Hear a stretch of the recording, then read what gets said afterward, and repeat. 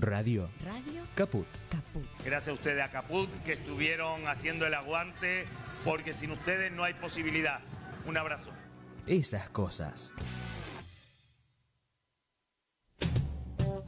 Radiocaput.com.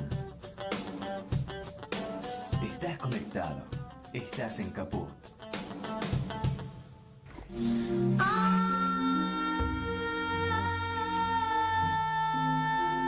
Entrañables.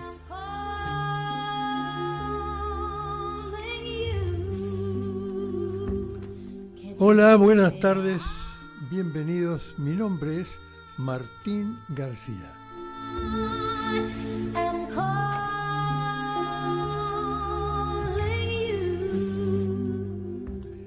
Hoy vamos a meternos adentro de una película, dentro de una temática. Vamos a hablar con Omar Neri, con Mónica Simoncini. Vamos a meternos en un tema que no es habitual que se incorpore a la introspección, al análisis, a la reflexión. Estamos en contacto con los compañeros. No los veo ahí está. Omar, buenas tardes, gusto de verte, por ahora de escucharte. ¿Qué tal, Martín? Estamos de estreno. Estamos de estreno, sí. Sí, estamos con Mónica Simoncini también, codirectora de la película. Es una película que hace 10 años que venimos trabajando, en la que venimos trabajando. Y bueno, muy contentos porque ya tuvo un preestreno en el Cine Gomón, con una muy linda repercusión, y ahora empezamos como un recorrido por distintas salas, porque, bueno, como pasa siempre ahora el Gomón, tenemos una sola función, y quedó mucha gente afuera y que no pudo verla, así que estamos con mucha expectativa porque sabemos que es una historia necesaria también en estos tiempos. La película se llama Resistencia. Y si bien cuenta una historia de hace casi 40 años, tiene su vigencia, ¿no? Nosotros decimos que es que cuando hacemos una película queremos que no hablar del pasado, sino hablarle al futuro, ¿no? Un poco la idea esa es la pretensión, ¿no? Que sean historias que le hablen al futuro, que le hablen a lo que pretendemos que sea, lo que viene. Y bueno, de eso se trata un poco Resistencia en lo general, ¿no? Metámonos en la película, desarrollemos un poco más el tema, porque es muy interesante, porque se ve que abrió la expectativa de gente que quedó colgando para verla y que se abren puertas para meterse en ese tema, ¿no, Omar? Sí. Bueno, Resistencia cuenta la historia de los hombres y mujeres que llegaron a Italia en los años 70, antes de la dictadura y después de la dictadura, por supuesto, exiliados, pero Todos exiliados. sí, sin el régimen casi todos exiliados. Muchos se fueron incluso antes de la AAA y empezaron a organizarse, especialmente en Roma, y ya cuando llega la dictadura ya estaban ya organizados de alguna manera y forman un comité que se llama CAFRA, es el Comité Antifascista, y contra la represión en Argentina, y empiezan a denunciar todo lo que aquí sucede, ¿no? A partir del 76. Es una organización muy fuerte de exiliados y exiliadas, y lo que tiene de particular, a diferencia de otros exilios, es que conviven distintas orientaciones políticas, ¿no? No había, como en otros países, no había una orga que era más vinculada al peronismo, otra más vinculada a la izquierda o al PRT, al ERP, sino que acá conviven todas las orgas. Y eso fue muy interesante. Creo que una de las características más importantes que tiene esta organización, el CAFRA.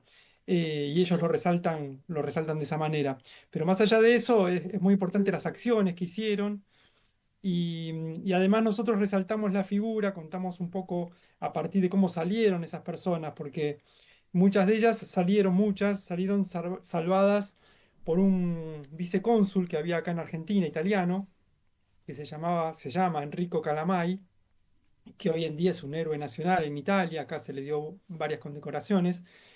Él lo que hacía era básicamente, si hacía falta, falsificar pasaportes de la gente que llegaba al consulado y le pedía de salir de la Argentina porque estaban siendo perseguidos. Calamay había estado en Chile, en el golpe de Chile, entonces conocía muy bien la situación de lo que pasaba y él sabía que la situación en Argentina era tremenda, lo supo desde el primer momento. Él cuenta que, bueno, que uno salía a la calle, que él salía a la calle y veía que estaba todo normal, la gente le decía que estaba todo normal, los títulos de los diarios decían que había total normalidad. Sin embargo, bueno, él recibía a diario personas que le pedían ayuda para salir del país porque estaban siendo perseguidas. Y él llegó, es lo que contaba, a falsificar pasaportes o hacerlo de alguna manera para que salgan rápido, tener gente en su propia casa, tener gente en el consulado. Después consiguió una iglesia donde ubicaba a las personas que no podían salir inmediatamente porque no tenían documentos. Bueno, fue una persona que salvó muchísima gente. Contamos un poco también esa historia. Y después Resistencia tiene un vínculo con el presente, ¿no? Porque en Roma sigue a través de distintas organizaciones de jóvenes argentinos e italianos, siguen un poco esta cuestión de, de pensar que se puede hacer algún tipo de resistencia a las políticas de derecha, ¿no? Y al neoliberalismo, al capitalismo. Bueno, todo esto está contado en la película. Hay muchos detalles que por ahí no los quiero espolear, como dicen, espolear, como se dice ahora, pero la verdad es que hay muchos detalles que son hasta divertidos y es una película muy humana también, porque cuenta de qué vivían, cuenta las acciones que hacían, que son acciones espectaculares. No sé, Moni, si vos querés contar algo más, este, No, para... no es que te quiera dejar hablar solo y agotar en la exposición, porque tenemos tiempo para hablar Sí, tranquilos. sí, de Bienvenida, verdad. Mónica, también. Hola, ¿qué tal? Gusto de recibirlos, escucharlos. Lo que pasa es que es un tema que me va tomando, ¿no? Mientras lo vamos desarrollando, me va generando emoción, dolor, angustia.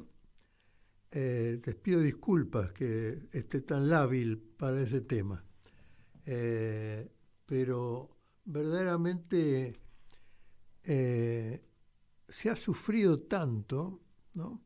La gente ha pasado por situaciones tan terribles.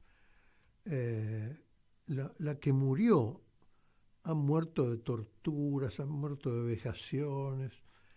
Lo que se ha hecho con la juventud maravillosa, entre comillas, lo que se ha hecho con la juventud argentina en esa etapa, y no solamente en Argentina, pero en Argentina ha sido de una maldad, de una imaginación tortuosa, dolorosa para la sociedad, tremenda.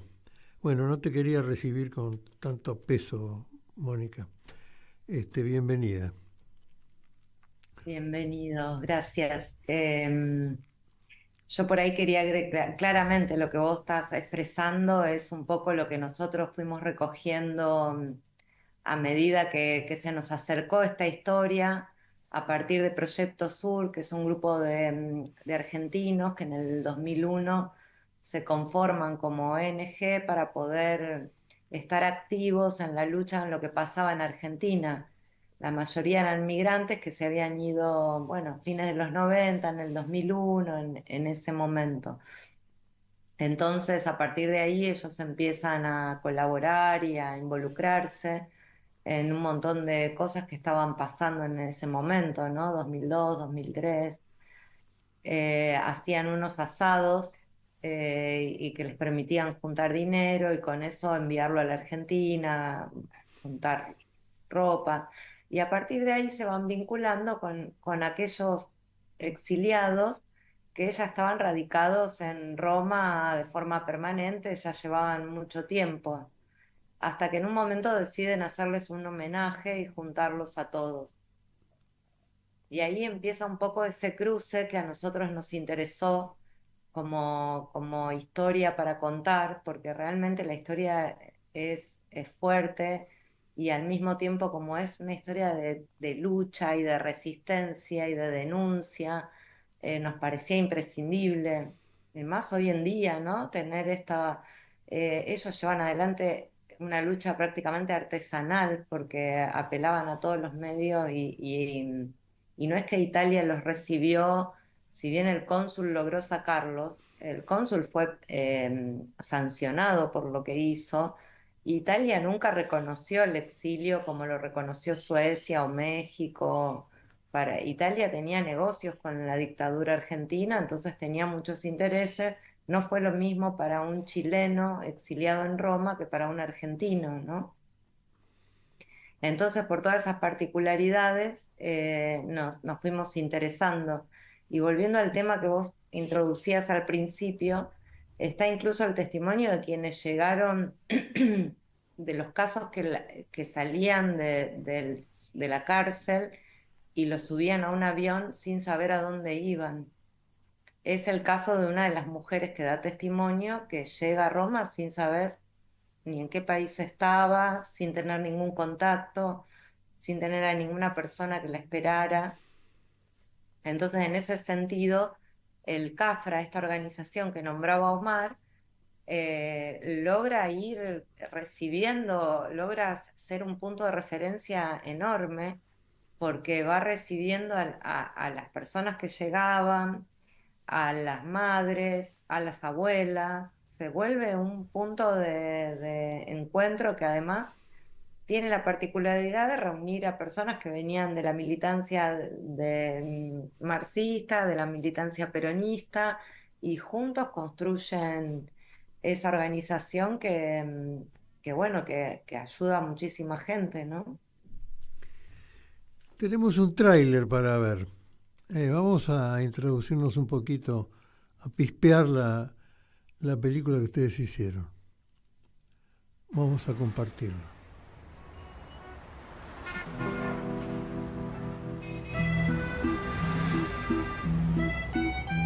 Yo no me siento para nada héroe. ¡Uy, qué viaje en el tiempo!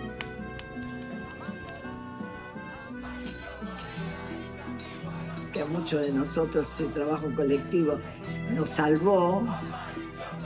Entramos allá adentro, cuando entramos allá adentro dijimos, nos declaramos refugiados políticos. Nunca más, mai più en italiano. Hay que escribir sobre esto, hay que hacer mucho film sobre esto. Nos hicimos rápidamente feministas.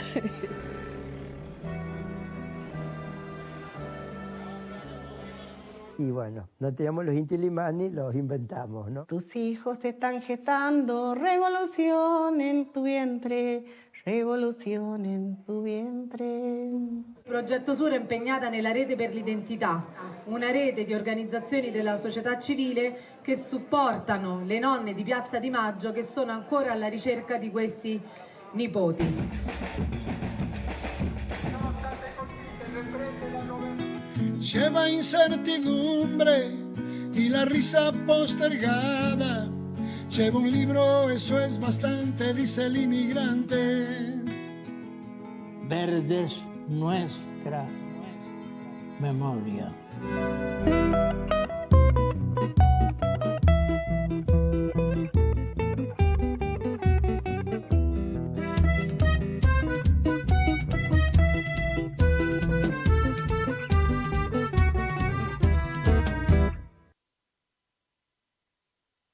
Bueno, qué lindas imágenes, qué lindo relato. Aunque no escuchemos un relato completo, claramente hay caras conocidas y hay formas conocidas, ¿no? Culturas conocidas que se deslizan en el trabajo. Muy, muy lindo trabajo visual.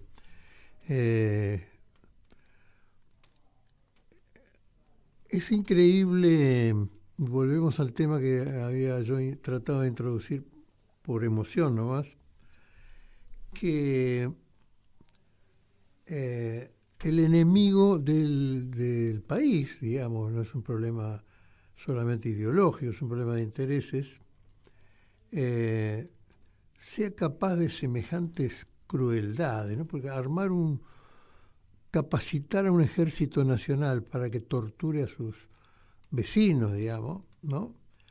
para que mate a los hijos de sus vecinos, a los vecinos, es decir, para que se convierta en un aparato de tortura, un aparato monstruoso, por el hecho de que se piense distinto en el modelo que tiene que llevar adelante un país. Además, yo vuelvo a un tema que ya he incorporado algunas veces en este programa, que es que en la Constitución Nacional está previsto que los ciudadanos se levanten en armas para defender al pueblo y a la patria, digamos, contra la fuerza que fuera institucionalizada o no, siempre que esté en contra de los intereses del pueblo y que esté sometiendo al pueblo a intereses extranjeros o en contra de sus derechos. Eso está garantizado por la Constitución, quiere decir que la teoría de que acá había terrorismo y toda esa cosa no se ajusta a la legalidad de la Argentina y tampoco al sentido común, digamos. Se entiende que, bueno, si hay una fuerza que ataca y otra que defiende, pero digamos, en este caso están como invertidas, ¿no? Quienes defienden a la sociedad argentina son los declarados terroristas. Y quien destruyen la soberanía nacional y regalan el patrimonio nacional y persiguen a los habitantes del país son las Fuerzas Armadas organizadas. Es simplemente un equívoco producido especialmente para que la gente se lo crea y esté de acuerdo con aquellos que están en contra de los intereses del país a favor de no sé qué, ¿no? Quiero decir, no digo nada original, pero es increíble que nosotros vivamos en una sociedad donde puedan pasar todas esas cosas que terminen en muerte, tortura, tirar chicas desde los aviones al mar para que mueran, vivas además, que le roben los hijos, que le saquen los testículos a los hombres en la tortura. Un caso ridículo, digamos, ridículo pero terrible, que a Lidia Papaleo, entre tortura y tortura, entre en el dueño del conglomerado de Clarín o el dueño del conglomerado del Diario de la Nación para decirle, señora, venda las acciones de sus hijos. Una situación ridícula de brutal, pero ridícula de brutal. Dos grandes empresarios con una tradición de construcción empresaria, para quedarse con papel prensa, acepten que torturen a una mujer empresaria o esposa de un empresario que además le volaron el avión o el avión explotó, no se sabe cómo, y ella tenga luego que hacer toda una cirugía para reconstituir sus órganos sexuales por haber sido destruidos en la tortura. Una señora, digamos, no había ningún rasgo ahí de terrorismo, ni eran guerrilleros, ni eran... ¿no? Digo porque en este marco parece que hubiera solamente terroristas y defensores del orden, digamos, y todo el orden es un desastre, digamos, y es una tragedia también. Por eso quiero decir todo esto, porque la gente que ustedes han recogido testimonio, que se han reconstruido gracias a un tipo humanista italiano que se ocupó de ayudar a la gente a salir de la muerte y de la tortura, que construyen una comunidad en otro país, que bailan folclore de su país, que cantan canciones de su país, que quieren ayudar y se organizan para ayudar a la gente que está en su país sometida a esa dictadura. Con un canto de esperanza, con un canto de comunidad, con un canto de amor por su patria, por su pueblo, en un marco fantasmagórico, ¿no? qué importante rescatar todas esas vivencias y este trabajo que han hecho, Mónica. Sí, me acordaba mientras hablabas, está el testimonio de un psicólogo, también exiliado, ¿no? Que, bueno, hace su parte y él reflexiona diciendo que este tipo de tragedias en un país llevan muchísimos años recuperarse como sociedad, digamos, no desde lo individual, sino como sociedad. El desastre que ocasiona este tipo de violencia estatal genera un desastre por muchas generaciones, por muchas, como que el trabajo nuestro haciendo un documental o haciendo un aporte mínimo es lo menos que podemos hacer por acortar esa brecha, ¿no? Y recuperarnos. Ahora que todos sentimos con este gobierno el enorme retroceso, infinitos discursos de odio de las personas, los adultos mayores, las diversidades sexuales, bueno, los médicos, los estudiantes, discursos de odio repartidos por todos lados para seguir, para continuar con con este ataque a la soberanía, ¿no? Incluso nosotros como cineastas solemos hablar de la soberanía audiovisual, porque este tipo de trabajos como el nuestro tienen esa intención, ¿no?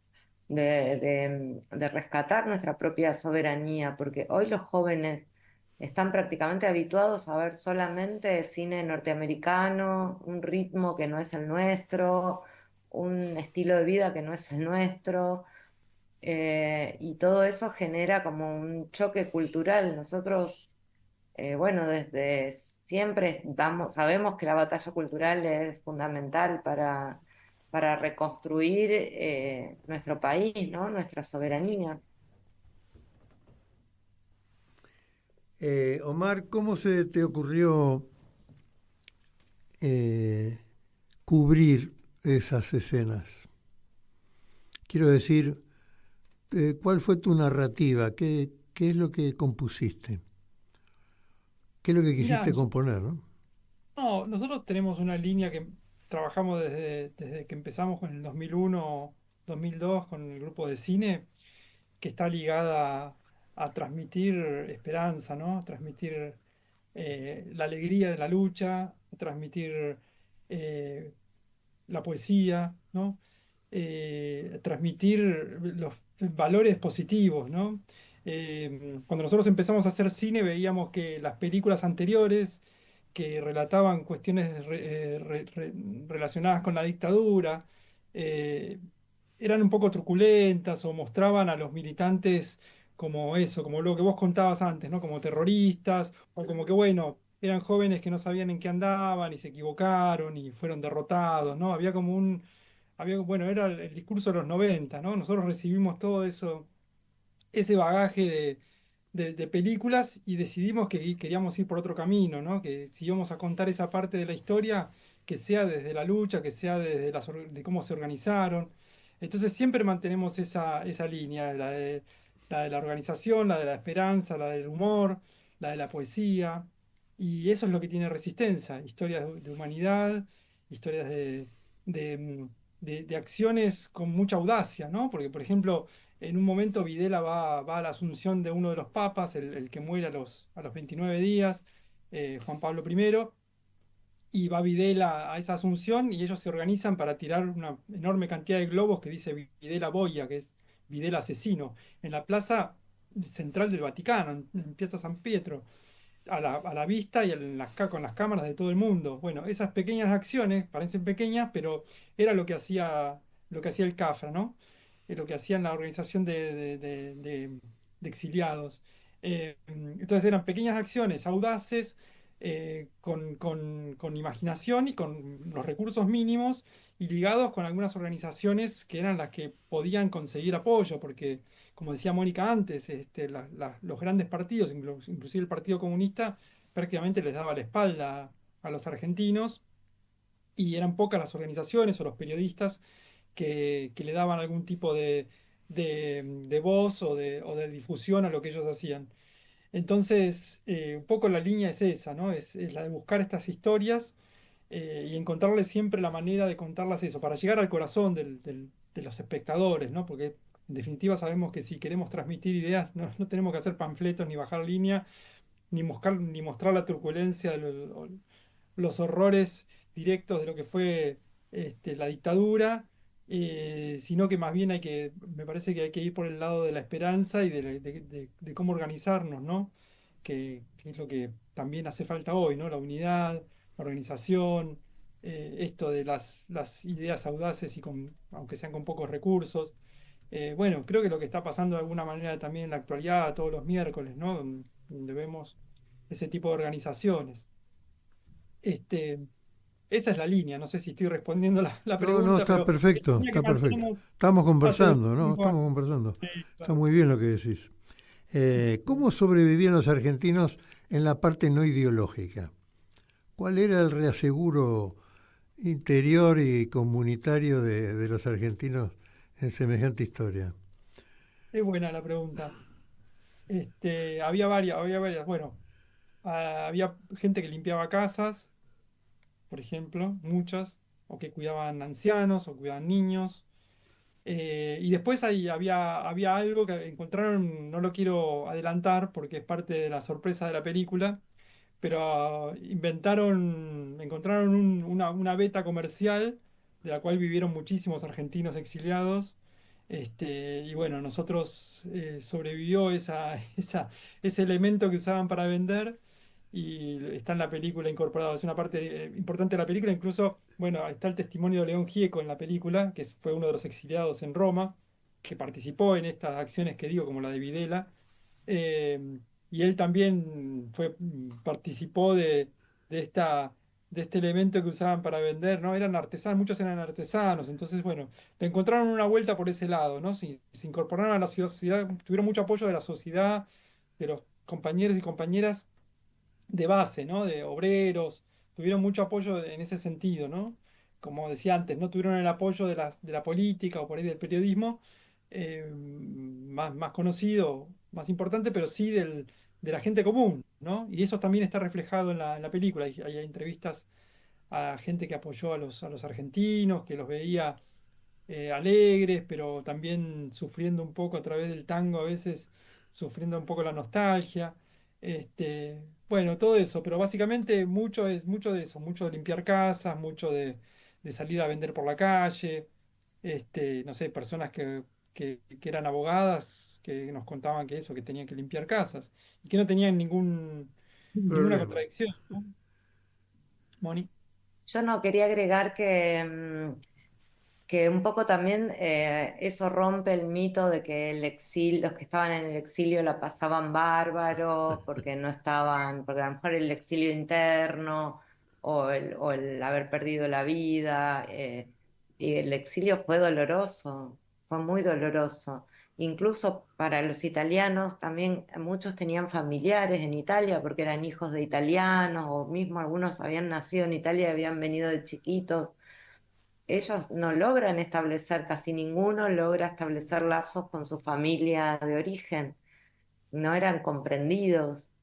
Bueno, además ser italiano y ser argentino no está tan lejos.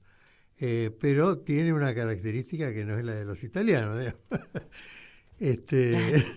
¿no? Claro.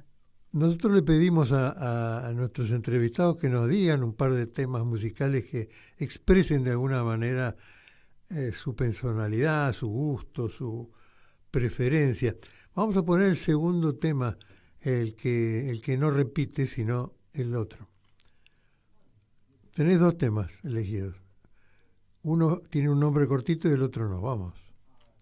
El otro no.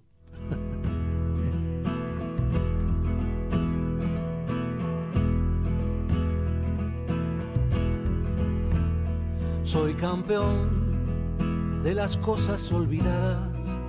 Tengo una virgen prestada y la foto del matador. Un cowboy como un lobo solitario, dominando el escenario con la foto de New York. Soy el rey de los elegidos, de la Virgen soy marido por el voto popular.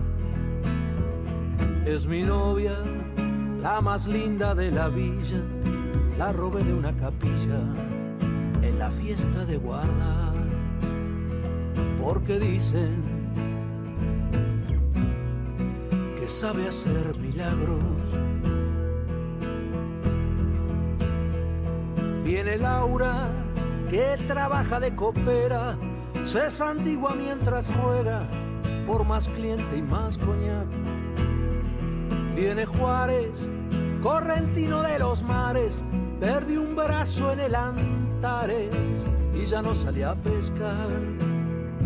Y Lucía, la más mía, la lejana, nada dice, solo lava mis pies con resignación.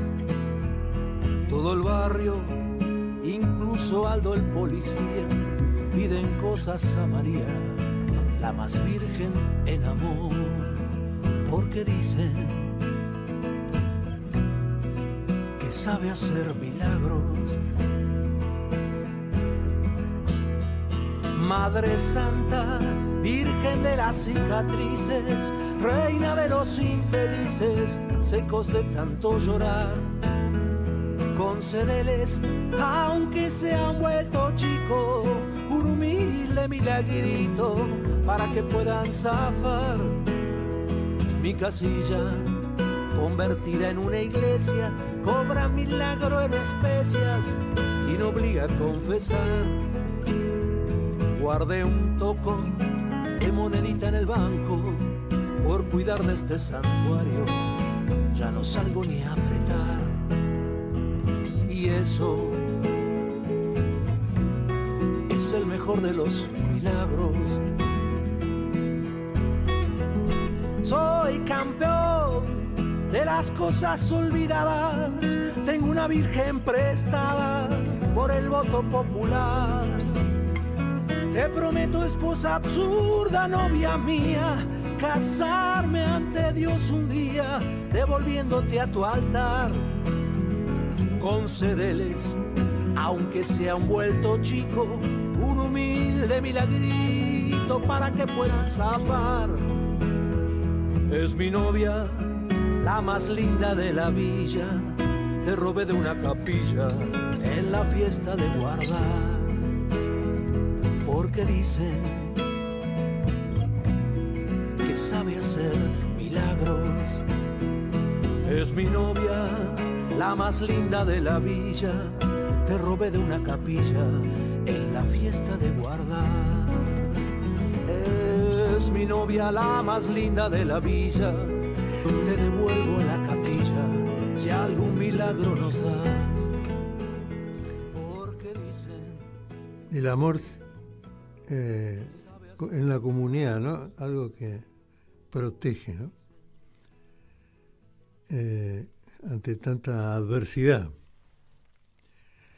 ¿Cómo se recompone una colonia de compañeros en otro país, en circunstancias que no se sabe si van a durar 2 meses, 2 años, o para siempre, o qué? Tiene que haber lazos que surgen de algún lado, ¿no? De la cultura, de la idiosincrasia. ¿Cómo vieron esa parte? Bueno, creo que un poco de eso queda plasmado en el aporte que hacen los hijos de esos exiliados en este relato coral que es la película. Esos niños que crecieron en otro país siendo los hijos de los exiliados, ¿no? Y ahí se puede un poco ver cómo esa reconstrucción, cómo ese intercambio cultural, ese deseo muchas veces de conocer la Argentina, ¿no? Un poco que después con los años se cruza con la creación de hijos, la incorporación de las murgas. En Roma, bueno, en toda Italia hay encuentros murgueros, hay una tradición muy importante de murga que fue traída por los argentinos, Mira, que hoy prácticamente son todos italianos los que la llevan adelante. Nos parecía eso nos encantó porque en todas las actividades, marcha, fiesta, en todo aparecía la murga, ¿no? Y, y ellos, a través de la murga, los hijos han contado una parte de su historia, ¿no? La música en general atraviesa todo el documental. ajá. Es muy musical. Hay Sí, lo que composi- antes era el tango para los exiliados fue por ahí el tango o el folclore. Eso después se reformuló en los hijos, llevando la murga, ¿no? Que hoy, como decíamos, ni en Italia ni en Europa hay encuentros murgueros. Este, y yo creo que también había algo que tiene que ver con las noticias que llegaban de la Argentina, ¿no? Lo dicen en un momento también, ¿no? Las noticias que llegaban de la Argentina unificaban también la idea esta de que era necesario tener algún frente de lucha porque eran tremendas. Entonces, hay uno de las entrevistados que era el que iba a buscar los cables a las agencias de noticias, ¿no? En ese momento que llegaban a través de, de las máquinas que se usaban en la época, se me fue el nombre ahora, pero Teletipo. los teletipos, ¿no? Que llegaban, iba a buscar los cables de los teletipos, eso, gracias. Y, y bueno, y decía eso, eran noticias tremendas. Entonces, bueno, entre eso y esto que contaba antes Moni también, que llegaba gente sin nada, eh, sumado a que las familias italianas salían corriendo porque pensaban que les iban a robar la herencia, ¿no? Que venían los argentinos a quedarse con la herencia italiana, que era parte de la fantasía. Bueno, todo eso hacía que la organización era imprescindible. Además, esto de que no tenían un asidero en la política italiana, ¿no? Porque eran muy excluidos, ¿no? Al contrario de los chilenos que se hacían festivales y bueno. Incluso hay anécdotas graciosas, como que les pedían, bueno, nosotros los apoyamos, les decían a los argentinos, pero traigan a los Inti Illimani. Los argentinos decían, no, pero los Inti Illimani son chilenos. Entonces, bueno, tuvieron que inventar un grupo folclórico que hacían empanadas y les ponían ponchos. Entonces, bueno, no estaban los Inti Illimani, dicen, pero tenían un grupo llamado Americanta, ¿no? Que llegó a sacar un disco, era muy bueno. Pero bueno, en eso que decíamos de la creatividad y de buscarle la vuelta para no quedarse, no quedarse en el lamento, ¿no? Y en la nostalgia. Encontrarle siempre la vuelta para hacer acciones.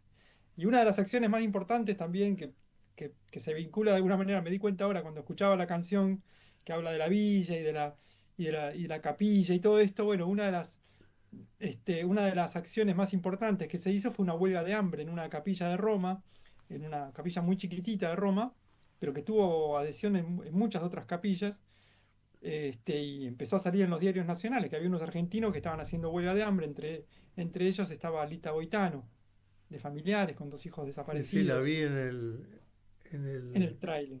en el tráiler. Bueno, bueno, hay muchas repercusiones de esa actividad, que parece un acto muy simple, ¿no? Bueno, una huelga de hambre, pero tuvo una relevancia tal que el Papa en la homilía del domingo siguiente menciona por primera vez, o sea, la Iglesia menciona por primera vez a los desaparecidos en Plaza San Pietro, o sea, en un domingo, ¿no? Habla de los desaparecidos. Bueno, y eso sigue teniendo repercusiones hasta el día de hoy. También los invito a ver el documental para ver lo que pasa con eso, pero esa acción que, que la lleva adelante Lita Boitán y los compañeros y compañeras del exilio, tiene una repercusión enorme en todo el mundo, ¿no? Llega hasta la Argentina, ¿no?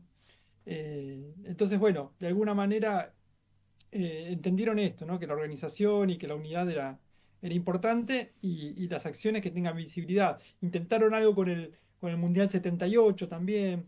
Había mucha movida de poner carteles. Por ejemplo, hay una pelea de Galíndez, no me acuerdo contra quién era, contra un norteamericano que se hace en Italia y también aparece un cartel de fondo que dice Videla asesino, partidos de fútbol. Con el Mundial 78 no les fue tan bien, en el sentido de que hicieron toda una movida, pero los italianos no le dieron mucha bolilla, porque les importaba más el fútbol que que, que la denuncia en ese momento, cosa distinta a lo que pasó en Holanda, ¿no? Con los periodistas holandeses. Pero bueno, los negocios atraviesan todo esto, ¿no? No hay que olvidarse de eso, que había detrás un trasfondo económico, y la PDUE, ¿no? La logia PDUE, que también está relatado en detalle en la película, que, bueno, que se movían en esa capa, ¿no? O sea, en una capa donde ellos se movían, estaba también en paralelo, había un mundo paralelo donde estaba la PDUE, los negocios de Macera, que iba a visitar a los astilleros en Italia, Macera, parte de la PDUE, ¿no? De la logia PDUE, Licio Gelli, que tenía una oficina en la Embajada Argentina de Roma. Bueno, hay un montón de vínculos que están también narrados en la película y que bueno, que también hacían que ellos se movieran con cierta, digamos, con audacia, pero sin saber realmente dónde estaban parados. Porque eso se descubrió después, recién en el 81, cuando salen las listas de los desaparecidos italianos en Argentina, ¿no? Hay una lista que es la que destapa toda la cuestión. O sea, todo esto que venimos contando, se explota cuando en noviembre del 81, perdón, del 82, después de la Guerra de Malvinas, en noviembre del 82 sale la lista de los desaparecidos, sale la primera plana del Corriere della Sera y de todos los diarios, estalla el caso argentino y ahí descubren, entre comillas, que hay más de 100 desaparecidos italianos o familiares de italianos en Argentina, ¿no? A través de una lista que se publica. Bueno, ahí ya cambia toda la cuestión, ¿no? Porque eso va en paralelo con el descubrimiento de la PDUE y eso da un vuelco a la relación. Ahí los medios empiezan a llamar a los periodistas, a los compañeros del CAFRA, les piden notas, las madres pueden hablar por la televisión italiana. Bueno, empieza otra etapa del exilio, ¿no? Ya con la decadencia de la dictadura también. Coincide con eso, por supuesto. Sí, bueno, un triunfo de los compañeros, ¿no? Sí. Que, dadas las circunstancias, pudieron colar en la prensa grande, digamos. Ya habían tocado un espacio importante con el reconocimiento del Papa, ¿no? Sí, ahí está entrevistado un compañero llamado José Luis Tagliaferro, justamente, que estaba en el Corriere della Sera y que cuenta desde adentro cómo fue toda esa cuestión de la publicación en la primera plana de ese diario, que previamente pertenecía a la PDUE. Está Con la todos los historia medios de prensa, ¿no? Sí. Con las logias masónicas, ¿no? Hasta el día hasta Berlusconi con la RAI y todos los medios, ¿no? Perdón, sí. Sí, no, el corresponsal del Corriere della Sera en Buenos Aires, que era amigo del cónsul que contamos al principio, tuvo que irse a Brasil porque lo fueron a apretar a la casa para que no publique más nada sobre Argentina, todo esto antes de que se descubra, ¿no? Antes del 81. Tuvo que irse, fue a la embajada de Italia y le dijeron, no, vos estás loco, acá no pasa nada. Y llamó a Italia y le dijeron, no, andate a Brasil ya mismo. Porque si volvía a la casa podían haberlo desaparecido. Era el corresponsal del Corriere della Sera, ¿no? Un italiano, Nada menos. Giacomo Foà. Se va a Brasil con toda su familia, bueno, muere ahí después, pero es recordado porque es parte de esta operación que se hace después, de publicar desde Brasil, publican la lista de los desaparecidos italianos, ¿no? En Argentina. No, es una trama apasionante en un punto, ¿no? Digamos, no es solamente, por eso iba, que no es solamente una cuestión de, bueno, contar cómo vivían y qué pasaba, sino hay todo un trasfondo político, económico que se va desarrollando en la historia y en la película nuestra, bueno, que a nosotros, por supuesto, lo fuimos construyendo. Son 10 años de trabajo, ¿no? que llevamos, y fue algo que se va construyendo. El primer día no sabíamos todo esto. Entonces, también la idea es un poco que el espectador se encuentre y se vaya de alguna manera también asombrando, de la misma manera que nosotros nos fuimos asombrando de las cosas que fuimos encontrando. Bueno, tratar de transmitir este espíritu, ¿no? De, bueno, pasó esto y también pasó esto otro. Bueno, ir encontrándole la vuelta al montaje para que esta misma sensación de asombro y por momentos de alegría, de decir, bueno, mirá todo lo que consiguieron estos compañeros y compañeras también se pueda transmitir en la película. Ese es un poco el desafío. Ahora, qué cosa los argentinos, ¿no? Que en circunstancias tan desfavorables seguían inventando formas de lucha y de resistencia, de lograr apoyo de la sociedad italiana, de la prensa, de hacer jugadas como la del que se fue a vivir a Brasil, pobre, movidas muy de emergencia, muy de situación difícil para manejarse, solamente asociándose, juntándose, conversando, viendo el agujero al mate. Poniéndole el cuerpo también, ¿no? Mucho el cuerpo, yendo a pedir audiencias a todo el mundo, presidente, papa. Sí, además sin tener límite, digamos, hablar con, no importa cuán importante fuera, ¿no? Contando plata para las solicitadas que querían poner en los diarios, entonces tenían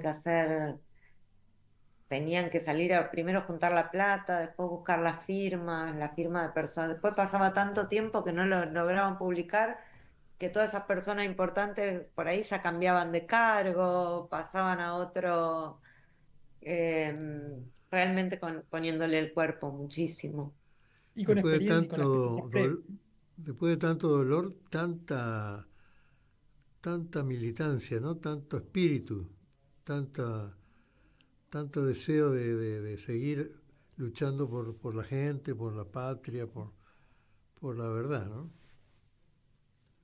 Sí, y nosotros creemos que son inspiradores, ¿no? También, inspiradores porque ellos luchaban contra una dictadura, nada menos, ¿no? Entonces nosotros hoy estamos luchando contra un gobierno elegido, entre comillas, si se quiere, democráticamente. Bueno, podemos ponerle también esto, la creatividad, el cuerpo, la energía, y bueno, en nuestro caso también haciendo lo mejor posible las películas para transmitir estas historias, ¿no? Que la idea es que inspiren. Completamente parte de la lucha, ¿no? Ustedes.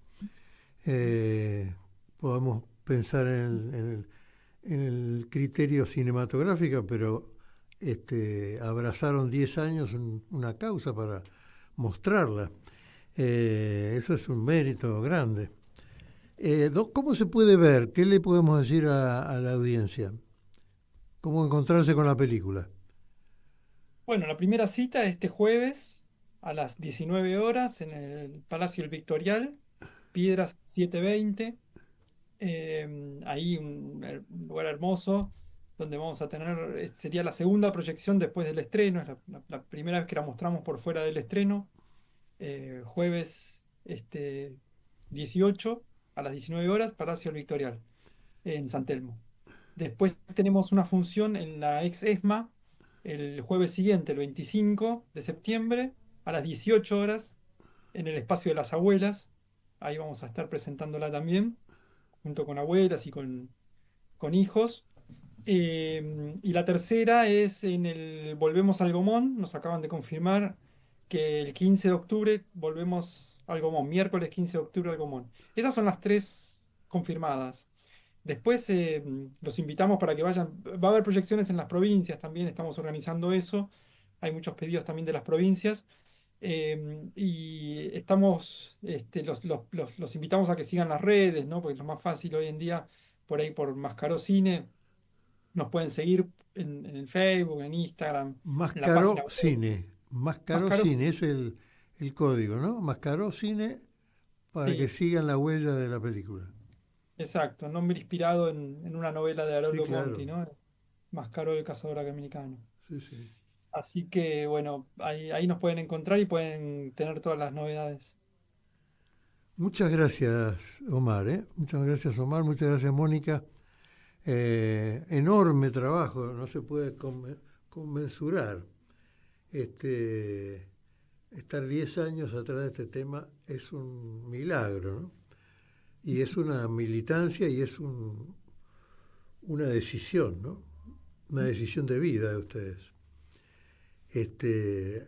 Muchas gracias. No, gracias a vos, Martín. Vamos a irnos con el otro tema que eligieron porque me pareció que iba a dar el tono de todo lo que hablamos. Gracias. Muchas gracias, Mónica. Mónica Simoncini, Omar Neri, estos héroes de la película. Mi sono alzato e ho trovato l'invaso. Oh partigiano, portami via. Oh bella ciao, bella ciao. Homenaje a los argentinos en Italia que no se dieron por vencidos. Che mi sento di morire. E se io muoio da partigiano, oh bella ciao, bella ciao, bella ciao, ciao, ciao. E se muoio da partigiano, tu mi devi seppellire e seppellire lassù in montagna.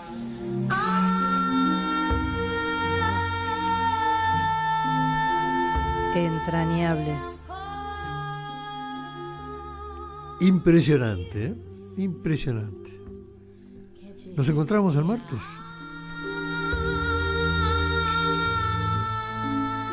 Muchas gracias. Hoy Chicha se nos fue. En Caput. Ana María Cariaga, pero quizás no sobrevuele con su alma de abuela guerrera. Pasan cosas. Para darte a vos, Clara Anaí, esos abrazos tejidos y abrigados. El zapabón. Decir que es merecido es poquito, no hay palabras para describir a Chicha. María Victoria. Con nosotros los nietos era sumamente cálida. Yo no me puedo olvidar de los regalitos que nos traía también a nosotros. Eve de Bonafini. Para mí fue una hermana, una amiga, una compañera. No sé por qué la vida nos juntó, pero nos pusimos de acuerdo en muchas cosas. Juan Martín Ramos Padilla. Esa placa que vamos a descubrir con el nombre de Chicha Mariani no es algo decorativo, pero es la asunción de un compromiso de defender las causas populares.